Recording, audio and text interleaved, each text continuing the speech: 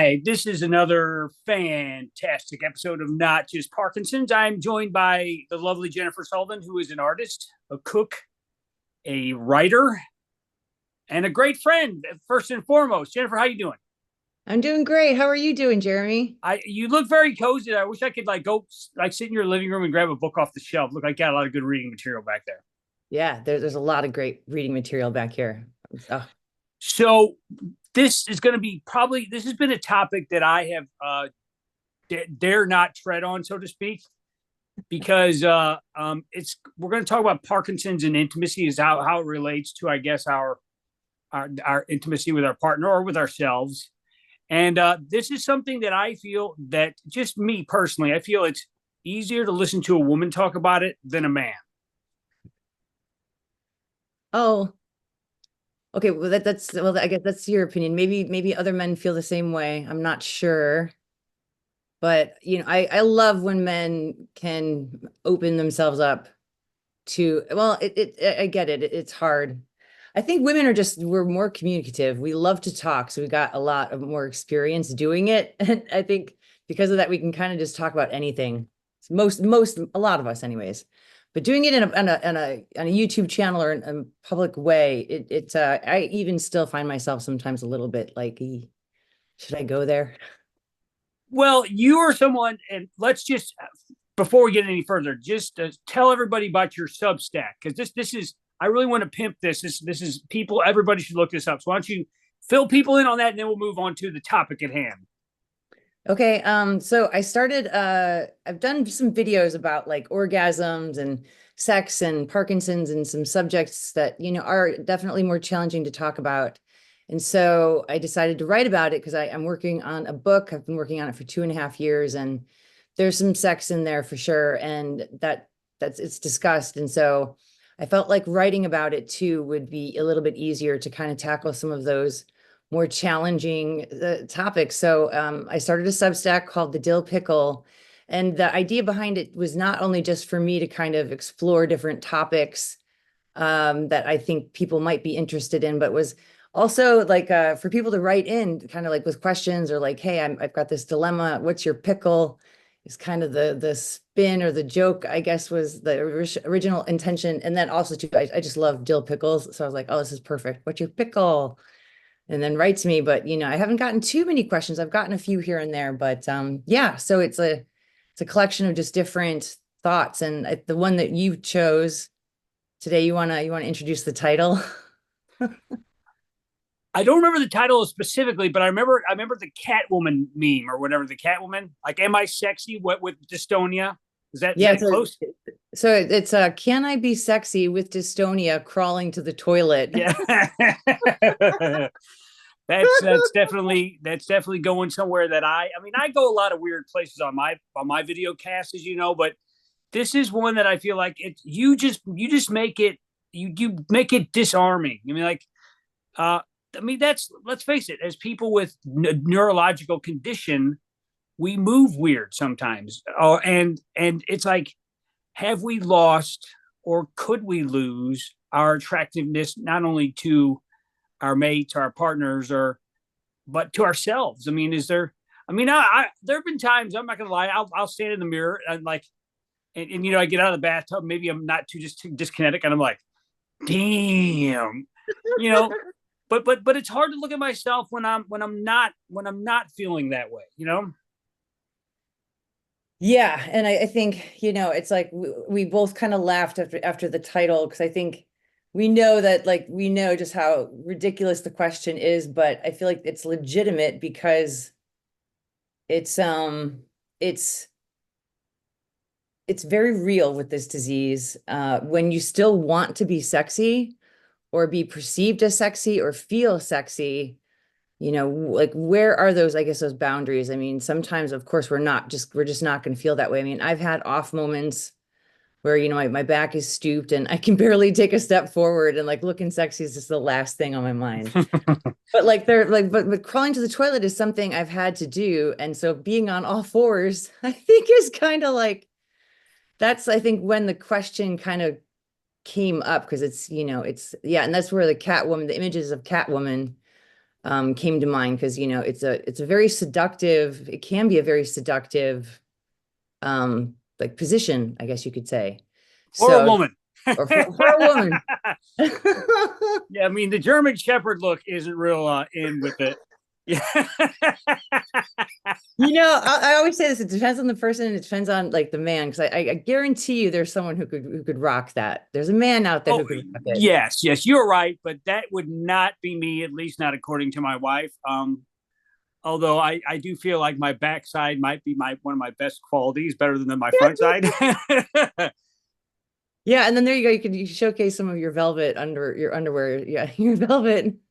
I saw a shirt at the mall that said I look better bent over. I was like, wow, well, I don't know about that, but well, yeah. But see here, and here's what I love about your Substack, the Dill Pickle. And like I said, please go subscribe to it. Um, Thank yeah, it's awesome. It's so. I mean, not only is it like very well thought out and well researched, it's also freaking funny as hell. Some of them, not all of them. I mean, there's some that get serious, but like I was like thinking about the whole Catwoman thing, and I'm like, I really do. Maybe it's just because I have PD too. Like, if I think I could find my wife sexy if she was now. I think she would not feel sexy, but if she was crawling on all fours, I think I'd be like, yeah. But yeah, it's once again, it's to each their own. You know what I'm saying? absolutely. Well, there's been moments where I felt very positive, body positive about myself, and there's other times where I'm just like, I just feel like I'm in a body that doesn't work right. So how could I possibly be good at sex or be attractive to somebody? And my wife has repeatedly said, she's like, what makes you unattractive is when you're in a bad mood. So I'm like, okay, well, that's a starting point. But maybe as a woman, like, I mean, I know I've talked before on my channel about like the whole macho thing and feeling like I'm less manly because of this disease.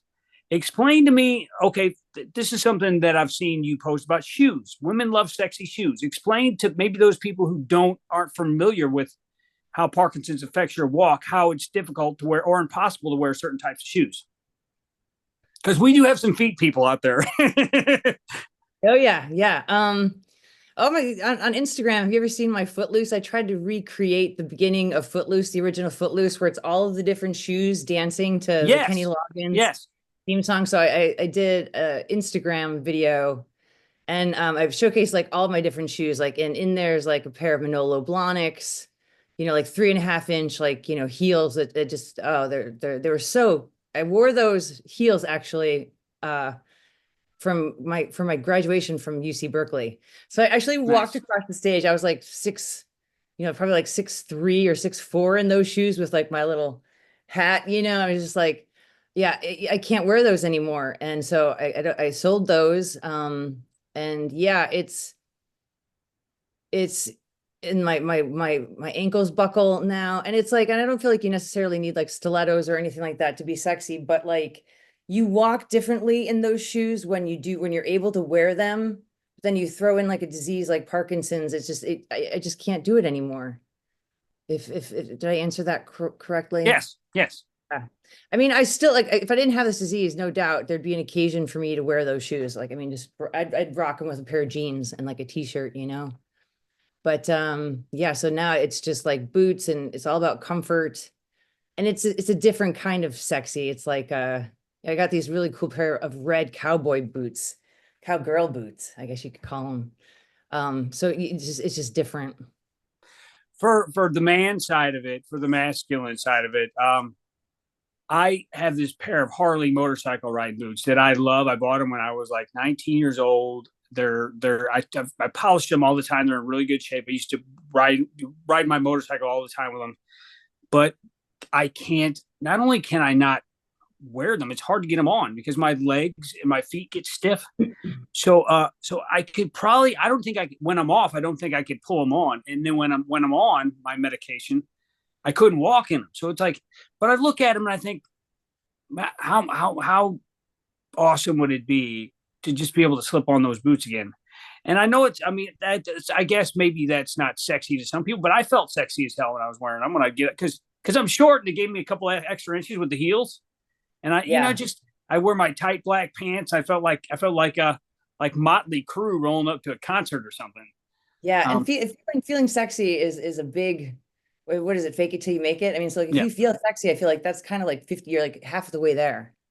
Or even like 60 to 70% of the way there, maybe even more than that. Maybe I should give it some more credit. If you feel sexy yourself, I think that, yeah, because if you don't, others aren't going to find you. Well, I mean, there are women that aren't what necessarily what I would call my type, but when they've got a sex appeal that is beyond their looks. I don't know if Yeah. that's not. I don't think that's disparaging to say, but No, I don't think so but either. sometimes when there's you can, but it's hard to turn on the sexy sometimes when you have Parkinson's. And It is. I would say that both I would say that both me and you have kind of different forms of it of Yeah. Parkinson's, but either way, it can still be hard to um, feel the confidence you need to make a move. Like I was never the confident guy in the bar. Like even though I was a singer in the band, I was always the kind of guy holding back. But Yeah.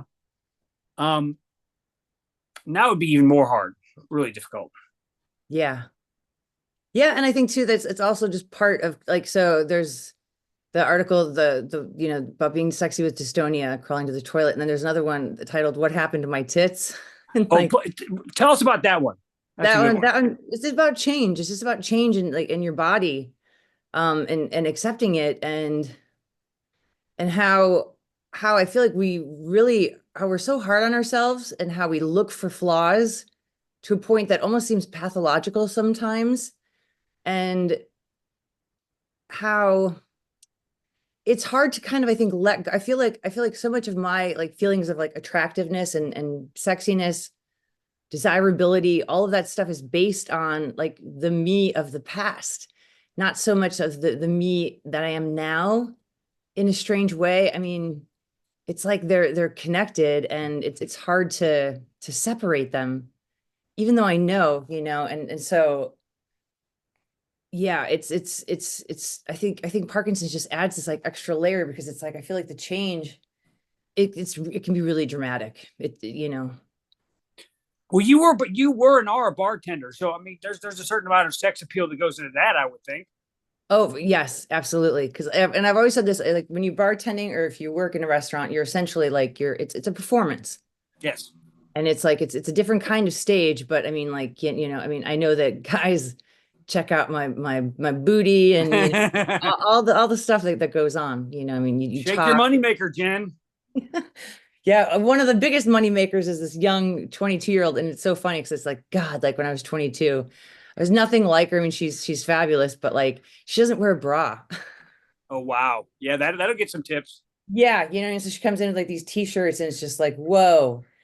It's just a very different. She works at night, I'm like a daytime bartender, it's just it's and I'm not trying to go in that direction either, but like I mean that's just it. It's like I feel like we all express our sexuality in very different ways. Like that is a very like, I don't give an F kind of like this is me. These are my big breasts. Here they are, like There we go. Yeah, I love that. I love that kind of attitude.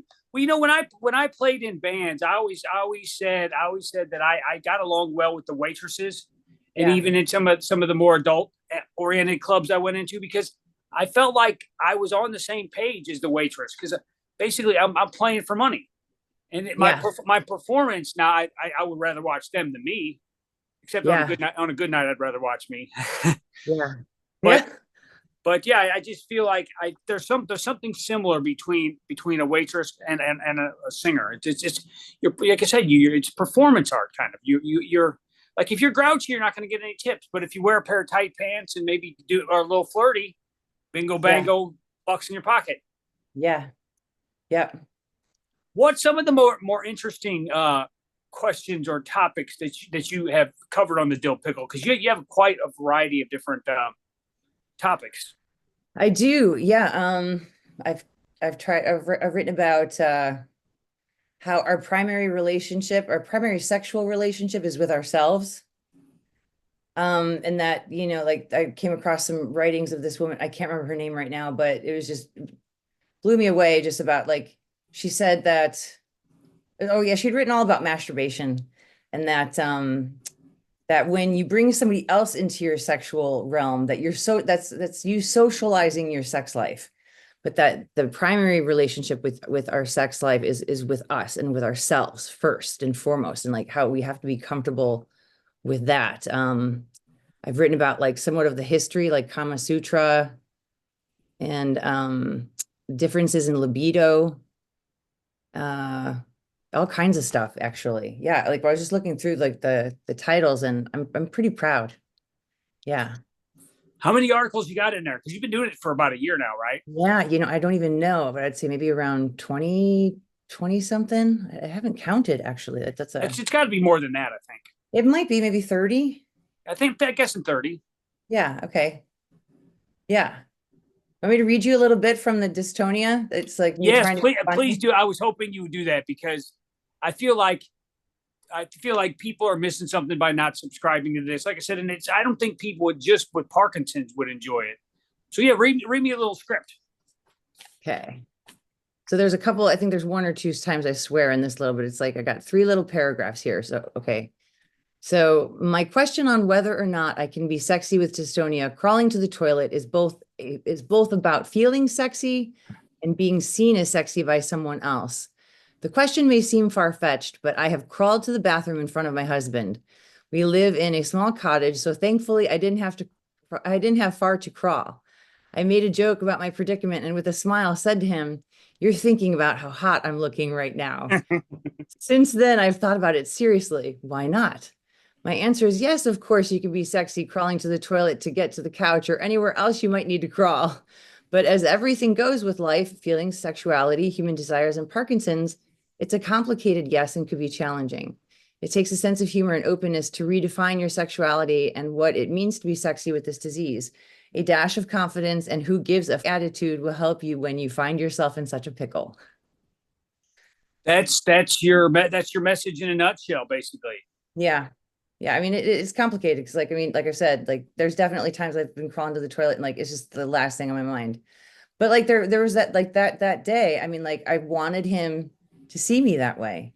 I don't know why. I mean, I just did. And, I think too, you know what it is? It's almost like, okay, I'm me at my worst. I'm me at my worst. And it's a lot actually to expect or maybe even ask of my husband. But, it's like there I am at my worst, at least in that moment, right? I mean, of course, things could always be worse, but like, can I still be sexy or can I still be perceived or found? Like, can he still see me in that way?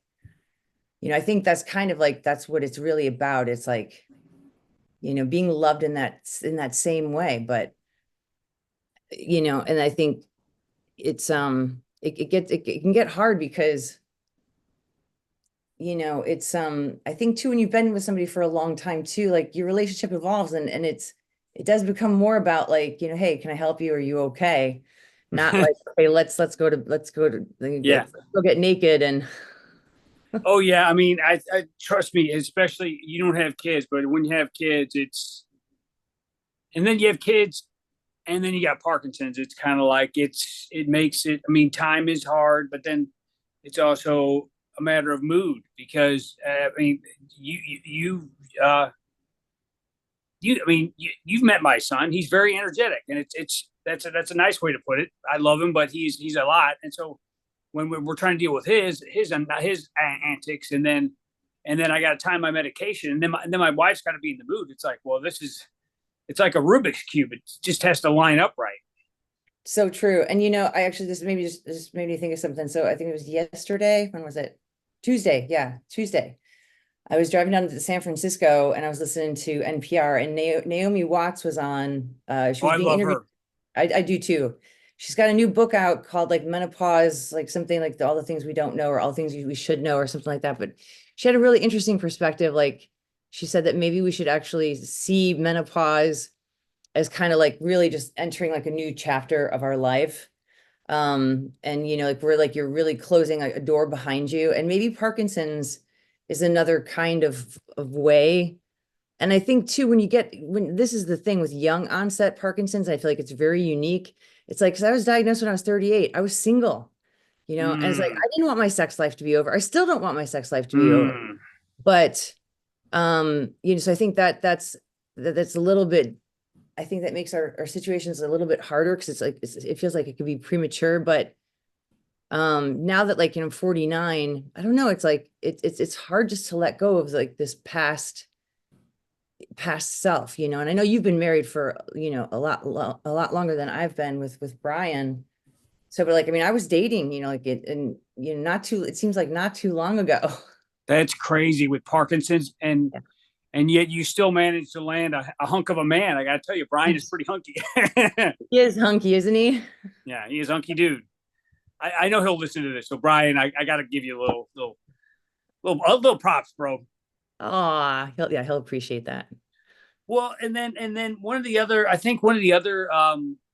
topics that you covered was basically, and you can correct me if I'm wrong here, but I believe there was an article that you wrote about different sex drives and how there was somebody. I can edit this out if that doesn't fit, but somebody said that their spouse basically was not interested in, after they had Parkinson's, or they weren't interested in having sex anymore. Is this okay to talk about? Yeah, for sure. Okay. That's Yeah, just pretty hard to take. That'd be pretty hard to take. yeah. I mean, and that's the thing. It's like, I think life itself is this amazing experience that we all have. And then with it comes these these rejections or things that hurt us or affect us or impact us. I mean, and so, yeah, it's like, I mean, it might not just have been just Parkinson's only. There could have been other things like throughout the time of their relationship. And it just kind of was like a natural evolution. And then the Parkinson's thing came along, and then he or she could just no longer see their spouse in the same way. And it's like, and it's like, it forces you, forces you, I guess, to like adapt and be okay with like your circumstances in a variety of different circumstances. I mean, like, think about like people with the fires right now down in LA. It's just like one moment you have a home and then the next you don't. How are you going to adapt? Like, what are you going to do? I mean, like, it's like, and then a couple of nights ago, I was driving home. It was really late at night. And I saw this car, like, and the driver died. The passenger somehow escaped. But I mean, this car was like, it looked like it came out of like one of those compactors, but it was Yep. burnt to a crisp. It's just like, so it's like, Wow. it's like, that's how quick I feel like things can change. And it's like, so what do you do when you're in love and you care about somebody, but then that sexual side, because then on the flip side too, like the person with Parkinson's might be the one who's like, I don't want to have sex anymore. I'm just not feeling it. But the other spouse might, you know what I mean? So it could be flipped too. And it's just one of these like I feel like there's so many dilemmas that we humans find ourselves in. It's endless.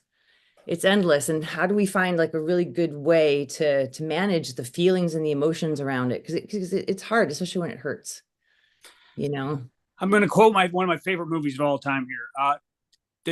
Jurassic Park, when Alan Grant and the kids are up in the trees, and then one of the kids goes, "What are you going to do now that you don't have to dig up dinosaur bones anymore?" And he goes, "I guess I'll just have to evolve too." And Yes. yeah, I know Yes. you love that movie too. It's a great movie. And so it's like, I think that's kind of like, that's, I mean, my wife is great about this. She said we'll take each day as it comes, and as each hurdle presents itself, we'll adapt to that. As people of my channel have known, I've had a couple falls lately, so now how we're adapting is, and we've done some before this, but fall prevention, like guardrails, handrails, and watching with make sure the rugs aren't slippery and stuff like that. So, yeah, I guess it's just like, um, it's like anything else. You just have to evolve and change with what's going on. Whether you like it or not. Yep, because Yeah. you can't stop the change of your life. Yeah. Whether it's Parkinson's or not, you can't stop time from rolling on. Yeah, exactly. And things just happen so quick. And yeah, whether we want to or not. And it's I'm not saying it's easy, but there are ways to do it. And there are places I feel like like where we can process and feel what we need to feel, but then, come back to that place. Okay, how can I It's a good way to handle this situation. So Well, and I don't know from a male perspective if it's more embarrassing for men to talk about their sexual issues. Um, I think it would be equally hard for anyone, but I mean, some guys have. I mean, this whole manly thing, and it's like I think that macho thing can get in the way of some guys maybe getting help for maybe ED or some of these other issues that can come up. You know. I say this all the time. I feel like men have pressures too. And I don't think a lot of people take that into consideration. Women have a ton of like pressures of society, like you need to look this way. You need to, like get plastic surgery and, look like you're 40 when you're like 70. It's just like you can only weigh so much. And, it's just like, so women have a lot of pressures, but men do too. And I think the sad thing is going back to the thing with women, I feel like can totally talk about it. I actually said this to a bar customer. I said to this guy who was there with his girlfriend, I asked him, I said, do you have any guy friends that you can talk to about like really serious issues? He said, no. Wow. He had, yeah. I mean, and it's just, and I think the machismo thing and that, kind of idea that men don't have feelings. And if they do, they don't talk about them. Like Chris Cornell fell victim to it. I heard, that he had a really hard time talking about. Legendary singer, Yes, yes. one of the greatest singers to come out of the '90s in the grunge movement or the post grunge movement, I guess. Yeah, and it's heartbreaking to hear, that like here, he just he couldn't even with like a therapist. Like I think his wife had said something like he had a great therapist that he loved, but there were just certain things he just could not go there. And it breaks my heart because I mean, I feel like with my therapist, I can talk about anything, anything at all. It's just, but yeah, I mean, some things for sure are, or even for women, are also uncomfortable to own or to admit to. Do you want? But let's end on this note. Do you want to talk about what happened to my tits?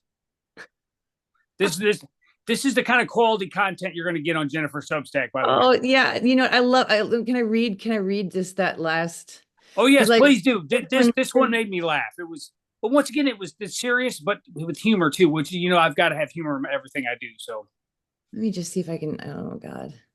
Yeah, so like I woke up and like it was like, oh, let me just see. I feel so sophisticated reading. I love it. Okay, let me just read just a couple. This is 3 paragraphs. Okay. So sometimes I look at my titles and feel guilty for not writing about some more meaningful subject matter. Today is one of those times. Fill in the blank with all that's going on in our world to know what I mean. I think, debate, read about, and discuss daily the state of the world, and I'm very aware of what's going on and how sharing a story about my tits could be seen as frivolous. But that doesn't make my commentary any less meaningful. It's a nice break to step away from a world full of madness into lighter topics. The source of my complaint is change. It's happening no matter what. So it's best to find ways to laugh and embrace it. Time is needed to make the necessary adjustments, and required time will depend on the magnitude of the change. It can be minor or devastating, and there are always gray areas of subjectiveness throughout. What happened to my tits is minor. After I got out of the shower today, I stood in front of the mirror and noticed my tits or breasts or boobs, whatever word you prefer. They are too small to have ever been called knockers. But they look different. love it. There were stretch marks that were never there before, or at least I had never noticed. They sagged more than usual, and one was going in a slightly different direction than the other. They are still beautiful. I have both of them, and I'm thankful. But they were different, changed just like that. By the way, pimp your YouTube channel. I'm sure everybody knows about it, but just Yeah, the Parkinson's Wiggles Project. Thank you, Jeremy. Thank you for the invite. by the way, I don't know if you For can see pimping me. I'm wearing my Parkinson's Wiggles t-shirt. You're being my pimp, dude. Thank you.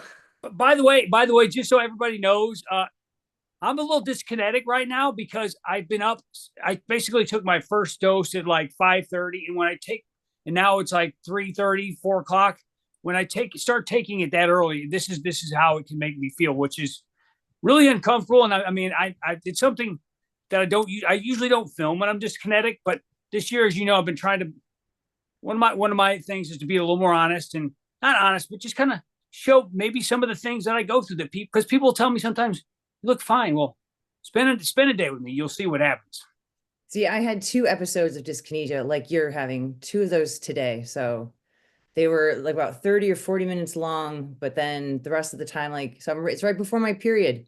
So this is when my medicine just stops working and I just kind of OD a little bit. I have to take extra and then yeah, I get really dyskinetic. So And then what people don't realize is this will go away. And I mean, it might, as soon as we stop recording, it might go away. I don't know.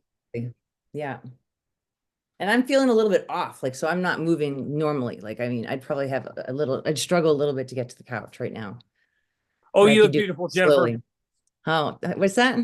You look beautiful, Jennifer. Oh, thank you. So do you. I love seeing your eyes. Thank you. Yeah. I mean, here we go. I love it. Yay. All right. On that note, we shall end this episode. Thanks for stopping by, Jennifer. Go see her Substack and go visit her YouTube channel. Thank you, Jeremy.